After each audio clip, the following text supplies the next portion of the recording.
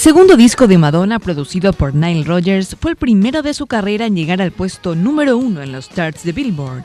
Tiene condimentos del dance pop y también ingredientes de la New Wave.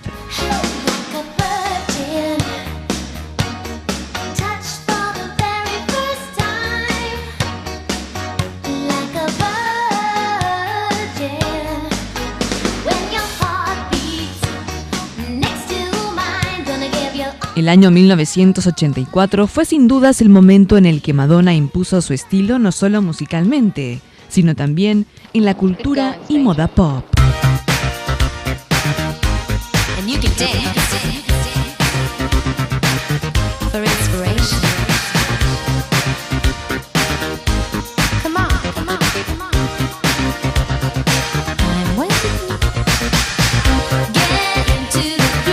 Desde este disco, Madonna fue conocida como la chica material y demostró que había venido para quedarse.